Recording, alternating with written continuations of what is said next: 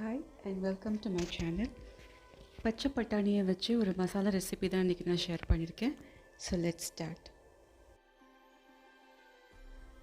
இந்த ரெசிபிக்கு ரொம்ப கம்மியான இன்க்ரீடியன்ட்ஸ் தான் தேவைப்படும். ஸோ அதுக்கு மசாலா ப்ரிப்பேர் பண்ணுறதுக்கு கொஞ்சம் தேங்காய், ஒரு 5-6 பல் பூண்டு, அதை மிக்ஸி ஜாரில் நான் சேர்த்துக்கிறேன்.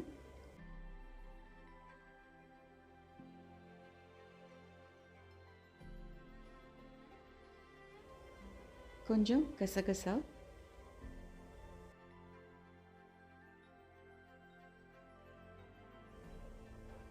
முழு சோம்பு இந்த சின்ன ஸ்பூனில் ஒரு 1.25 ஸ்பூன் கிட்ட நான் எடுத்திருக்கேன்.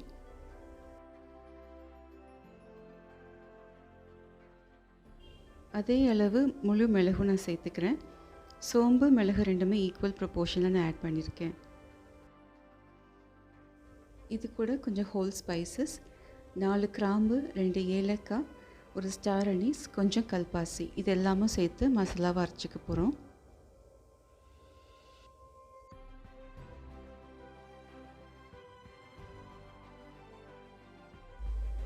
இந்த அளவுக்கு ஒரு ஃபைன் பேஸ்ட்டை நான் அரைச்சி எடுத்திருக்கேன்.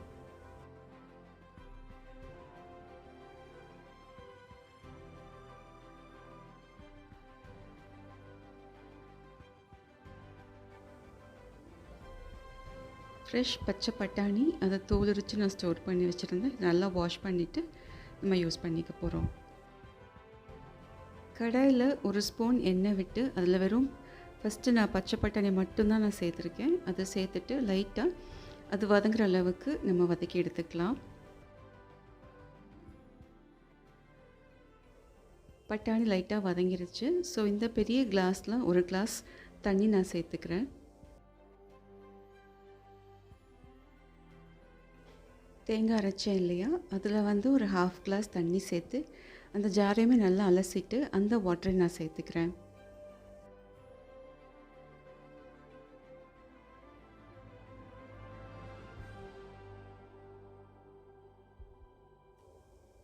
முக்கால் ஸ்பூன் வெறும் தனி மிளகாய்த்தூள் நான் சேர்க்குறேன். ஏற்கனவே மிளகெல்லாம் சேர்த்துருக்கிறதுனால நான் காரம் கம்மியாக தான் சேர்த்துருக்கேன்.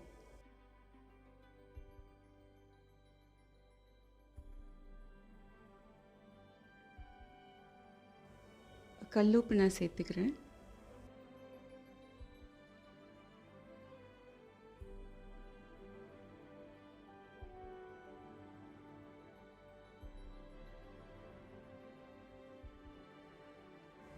அரைச்சி வச்சிருக்கிற அந்த தேங்காய் மிக்ஸையும் நான் சேர்த்துக்கிறேன்.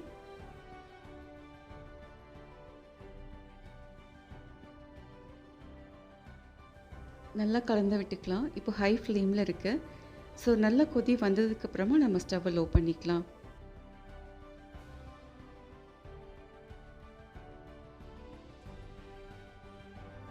மசாலா நல்லா பாயில் ஆகிட்டுருக்கு.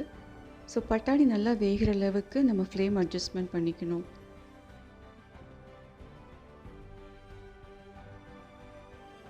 ஸோ டைம் ஆக ஆக மசாலாவுமே கொஞ்சம் திக்கன் ஆகிட்டே வரும்.